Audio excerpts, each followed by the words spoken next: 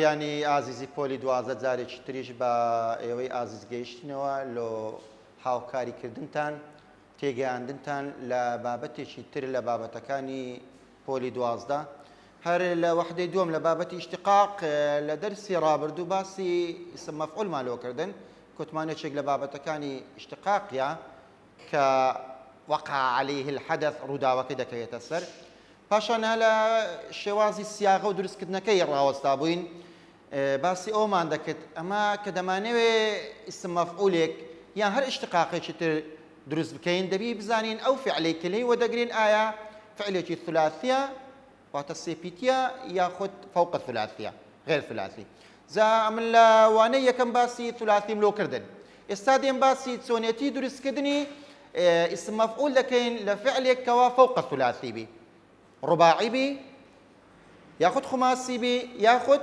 سوداسی بی بزانین چۆن درستی دەکەین دەڵێن من الفعل غير الثلاثي لفعلێکی کەوا لە سێ پیتی زیاتر بیتن یعنی ثلاثی نەبی مەزید بی هەنگاوەکان هەنگاوی یەکەمیان نحول الفعل إلى المضارع المبني للمجهول سەرەتا دێن فعلەکەی لە ماضیەوە دەگۆڕین دەکەینە مضارع بەڵام وریابە لە ئیسم فاعلی دەمانگۆ دەیکەینە مضارعەکی مبنی للمعلوم بکەری دیار بەڵام لێرە جیاوازە تەرکیز بکە سەری لەوانەیە لە وزاریش بێتەوە فعل مضارعەکەی کە ئێمە ئیسم مەفعولی لێ دروست دەکەین دەبی مبنی للمەجهول بی بکەری نادیار بی بەڵام ئیسم فاعلی مبنی للمعلوم بوو گوتمان سەرەتا دەکەینە مضارعێکی مبنی للمەجهول يعني لەسەر وەزنی يفعل لەسەر وەزنی يفعل مضارعی مبنی للمەجهول وەزنەکەی چیە لە بیر مەکە يفعل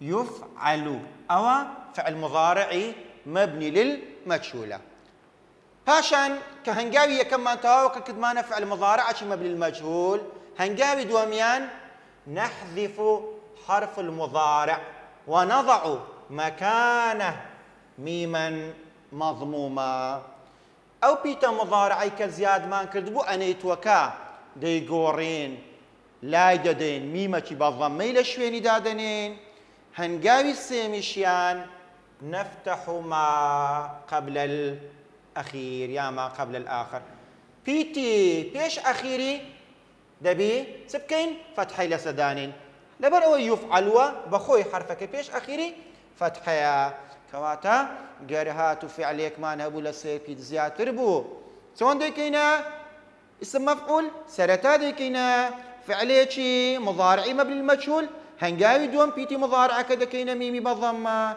هنگاوي سيميشان حرفي بيش أخيري فتحي لو دادنين استادين بنمونا أو قسانا رون دكينوا كتازا بزار باس ماكر سرتا أحسن كفعلك الرباعية أحسن فعلك الرباعية كديكما مضارع دبتا يحسن نبتا يحسن مبني المعلومة يحسن باشان يا كيدا كما ميمي بضمة بيش أخيرا كشي فتحيا بوا محسن بوا محسن فرق تسيلا اسم فاعلي لقي اسم فاعلي حرفي بيش أخيري كسر أبو أجا إستا أحسن بكما اسم فاعل لك محسن ساكا كار أو كسيكا ساكا دكا بلام اسم مفعول كي محسن أو كسيكا واتاكي لجدا كريت فرق كالتي لك كسر ولا فتحة كير أكرم رباعية يكرم مبني المجهولك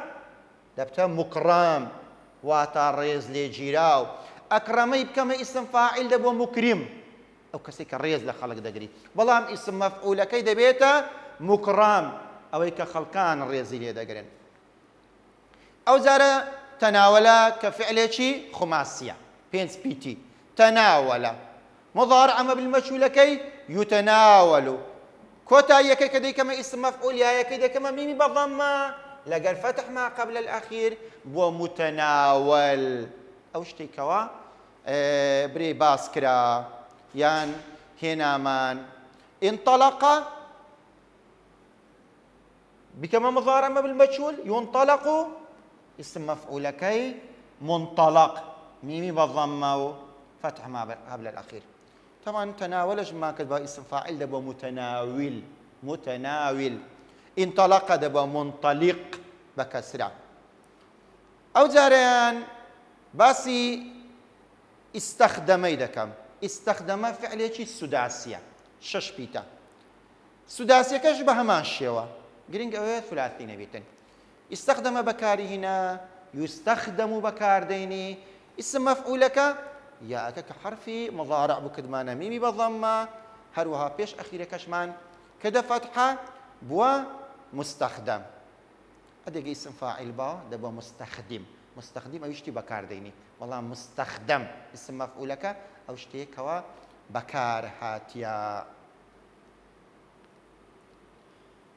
تتانم بشي وازيكي زور آسان بريزت فير كم كاسم مفعول تون درز دبي ببي أو زور بابند بي بويا سايا كاتك فعليك هي لسيبيتي زياترا سرتاءتو ميمتشي بالضم لو زياد كحرف بيش أخير شبكة فتحة أو اسم مفعول درز كت والله مريابة لغير الثلاثي أجاب همزة دس فيها كتبو دبي همزة كيف ردي أحسن يكسر همزة كيف ردا محسن أدي اسم فاعل بما مستا محسن أكرم همزة كيف ردا ميمتشي بالضم لو زياد ك بيش أخير شبكة فتحة مكرم أدي اسم فاعل بي مكرم تناول أو همزينيا تناول يكسر ميمة بالضمة وبيش أخير كفتحة متناول انطلق همزة كده بلابين منطلق استخدمش مستخدم جاهد مجاهد أجي اسم فاعل باو مجاهد شارك مشارك اسم فاعل باو مشارك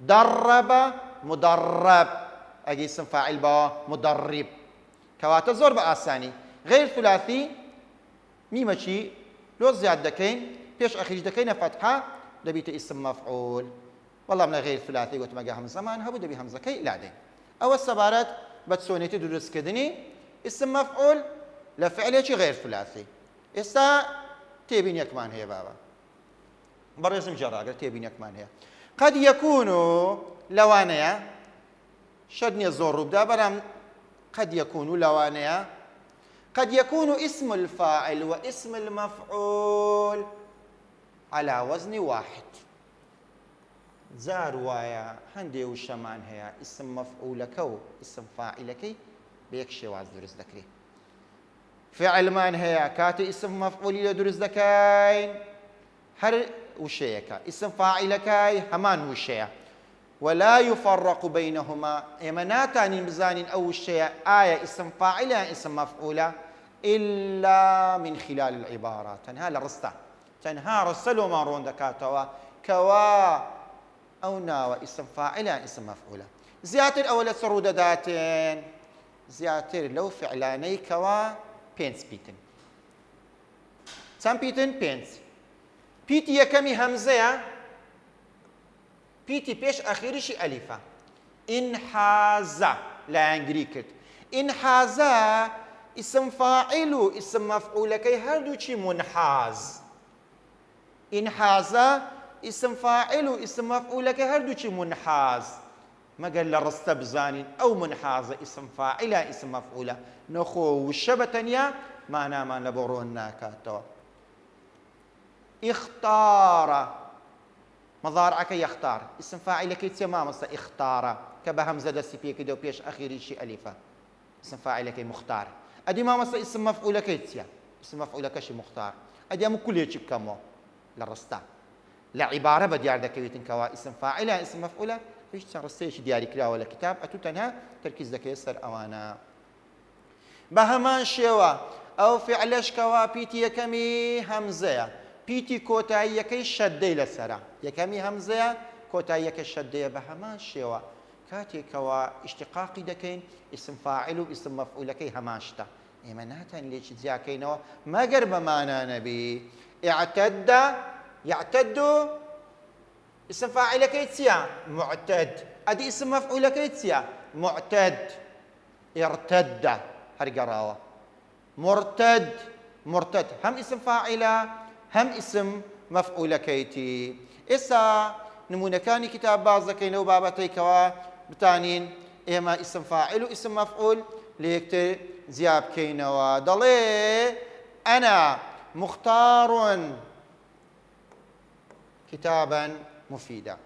من دەچم خۆم دەگەڕێم ماندی دەبم کتێبێکی زۆر زۆر بەسوود هەڵدەبژێرم. من ئیشەکە دەکەم کتێبێکی زۆر بەسوود هەڵدەبژێرم. چکە هەموو کتێبێک مەرج نییە بەسوود بیتێن. کەواتە من ئیشەکەم کردبوو. ئەمن هەستا بووم بە ئەنجامدانی ئیشەکەی.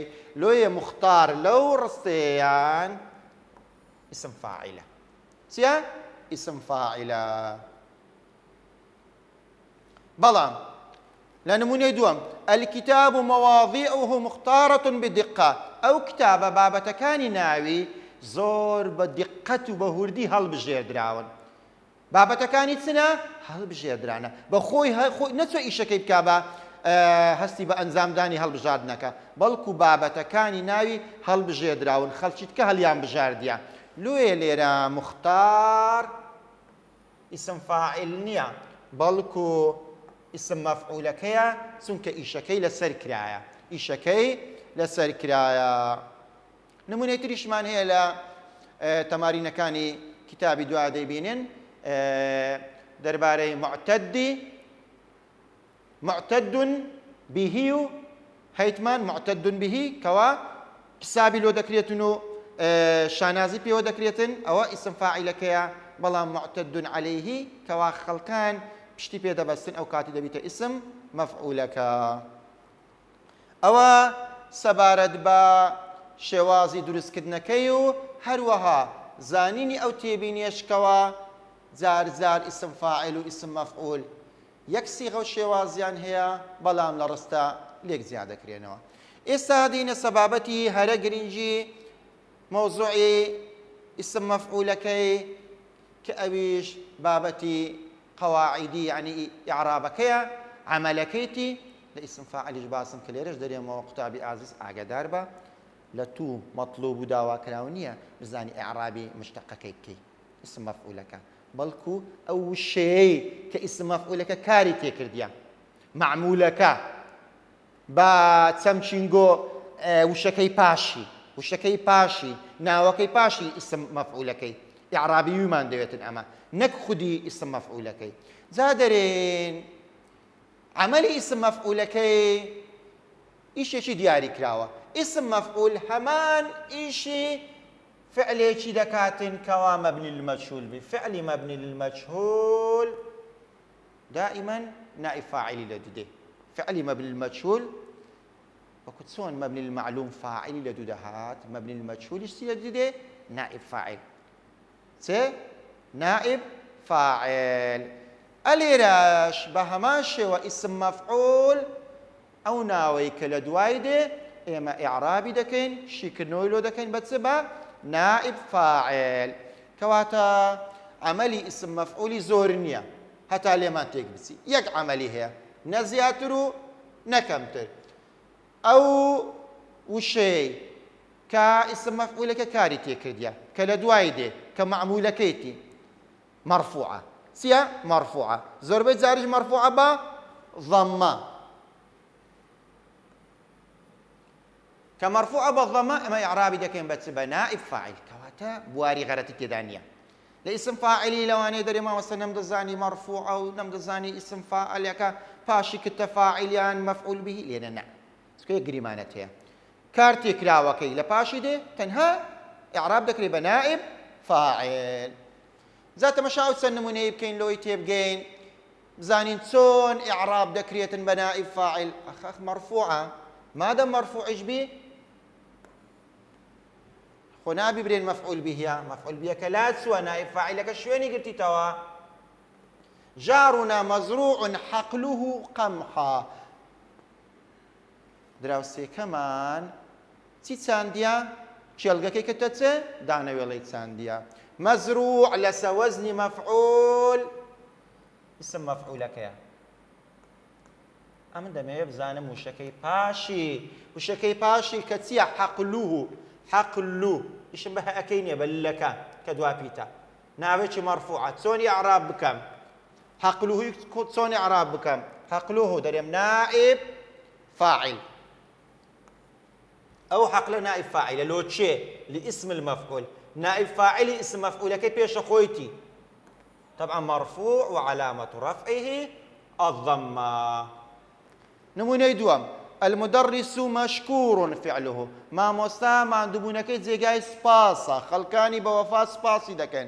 مشكور اسم مفعولەکەیە ئەمە دەمانەیە بزانی کارتێکراوەکەی کە فعله ئەویان چۆن ئیعراب دەکرێت. ئیعرابەکەی دیارە. نائب فاعل لۆ چێ نائب فاعلەکە؟ نائب فاعل لبو أو اسم مفعول بيشي. نائب فاعل اسم المفعول مرفوع هم زار نائب فاعل مرفوعة علامة رفع كشليري ينسبه ضم بو نمونەی تر لە بۆ ئیعراب وقال تعالى ذلك يوم مجموع له الناس. مجموع طبعا اسم مفعولك اسم مفعولك الناسك كارتيك راوكيتي نائب فاعل لاسم المفعول نائب فاعل لاسم المفعول طبعا مرفوع إشاء علامة رفع كشي الضمة لوي لكاتي إعراب الناس كدلين نائب فاعل لو تشي لاسم المفعول مرفوع وعلامة رفعه الضمة الناس كعلامة رفع الضمة. إذا قبل ما مستوى له ولو بازا له جار مجرورة معمولك جار مجرور نابي معمولة كمان نابي شي مرفوع دبيتين. أولا سبارت بإعراب كردني معمولكي اسم مفعولي ما يتمان باشوي لبابتي اسم مفعول جيشتين باستنتاج وبنمونوا بس الشوازي درست ليش ما كتسون درست دبي لفعل الثلاثي وغير ثلاثي 2000 إعرابي وشكي باشي ما كت أو كاسم مفعول ككاريتي كدوك قلت يجي إعرابي هي نائب فاعلة استحز لك مزانين شوازي هات نوي بسيارة سونا لو بابتي لبروي أو قتاب يعني كوا دخينن بلام جرينجي بس شوازي هات نوي بسيار نادن زوزان نمر ناينن خبرة بياناكن أو قتاب يعني كتنها خريشي أسيلي وزارينو لبابتك ناجن أو أنا جنمر ناينن قتابي زيرك أو قتابية هم بابتك يزون ضبط دكا هم خوش شار زاج دكا لشوازي وزاري إيه مجوا ما كده لباش هم بابتك باسي شوازي وزاري من لو كدينا شوازي وزاري بسياري يكميان لا شوازي وزاري بسياري يكميان بزانين داوای چی لە ئێمە کردیا دەڵێ في إحدى الجمل لە یەکێک لەو ڕستانە نەک لە هەمووان لە یەکێک لەو ڕستانە ئیسم مەفعولمان هەیە کەواتە سێیان ئیسم مەفعول نینە. طبعا ئەوە پەیوەندی بەو تێبینیەی هەیە کە ئێوەی بەڕێزم باس کرد گوتم هەندێک فعل هەیە ئیسم فاعل و ئیسم مەفعولەکە وەکو یەکترە تەنها لە ڕستەلێک زیاد دەکرێتەوە ئەوە پەیوەندی بەو تێبینیان هەیە. دەرێ هذا هو الرجل المعتدي هذا هو الرجل المعتدي أو بياويك استمكارا معتدي هي معتدي كاسم مفعولة أو اسم مفعول نية لقي بادر هذا هو الرجل المعتد بنفسه أو كسيكوا خوي بشت بخوي دبستي نشانازي بخوي دكا أو بخوي إيشكي كرديا أو اسم فاعلة أو شيان هونية جيم دري هذا هو الرجل المعتد به أو بياوي كوا خلكان بشتي بيدا بستنو شانازي بيدا كانوا زيغاي اعتدادا بيغمان أوان هواتك إيشكي لسكرايا داليش دري هر همي غرتا نا هر همي غرت نيا سكا جيما كان توابلوي ولا مراستك جيما بسياري دوميان هلا بسياركاني وزاري ضلي لصياغة اسم المفعول من الفعل استجمع فعل شي غير ثلاثية إما دمانوي بكين اسم مفعول يزور آسانة قلتم همزة كي لا دا ميمة شلباتي داني حرفي بيش أخير يجبك فتحة أو بمستجمع مستجمع بس دقر يمزانم أو ولا مراسته هي لا ولا مكاني هل بشاردني ضلي استجمع كاتي ديكين اسم مفعول دبيتا مجموع هیچ شێوازێک نابێتە مجموع چکە خۆ ثلاثی نییە تا بێتە مجموع. دەڵێ دەبتە ئیستیجماع خۆ ئێمە مەزدەرمان ناوێت. دەڵێ دەبتە مجتەمع پێگومان وانە ئەدی سینەکە چی بەسەر هات دەبێتە مستەجمع بەڵێ مستەجمع تەواوە چکە حرفی یەکەممان کردە مێمی بە ضەممە پێش ئەخیرەکەشمان کردیتە فەتحە لۆیە وەڵامی ژیمەکە تەواوە. بسیاری سێمیان الظالم معاقب بظلمه وا گومان مەبە زاڵم دەرەچێ لە سزادان نا هەموو زاڵمێک عقوبەی زڵم و ستەمەکەی خۆی وەدەگرێتەوە معاقب ميمي بالضمة فتح ما قبل الأخيرة كواتە دەرێ اسم فاعلة بێگومان اسم فاعل نییە ئەگە اسم فاعل باوە دەباوە حرفی پێش ئەخیری کەسرە بوو دەمانگۆ معاقب دەرێ سیفەی مشەبە هەیە نەخێر سیفەتەکی ثابت نییە لە وەزنەکانی سیفەی مشەبەهە نییە دەرێ اسم تەفضیلە نەخێر ئەفعل نییە ئەدی چییە معاقب ميمي بالضمة وفتح ما قبل الأخير بێگومان اسم مەفعولە و وەڵامە ڕاستەکە ئەلیفە واتە ئەی پرسیاری چارەمیان باسی ئیشکردنەکەمان لۆ دەکا دەرێ اسم المفعول يعمل عمل فعله اسم مفعول هەمان ئیشی فعل مضارعەکەی خۆی دەکا بەڵام کام فعل مضارع مبني للمعلوم نا أو اسم فاعل وايا مبني للمجهول بلى إيشي مبني للمجهول دكا كيفعل و إيشي فعل متعدي دكا يعني ثلاثي دكا نا إيشي فعل دكا فعل شي مبني للمجهول بكري ناديار بەڵێ قوتابیانی ئازیز کۆتاییمان هینا بەوانەی اسم مەفعولیش پاژەوەی چەند پرسیارێکی وزاریشمان لێ حەل کرد بە هیوای ئەوەی باشترین سوودتان لێبینی بی و بە ئومێدی سەرکەوتنتانی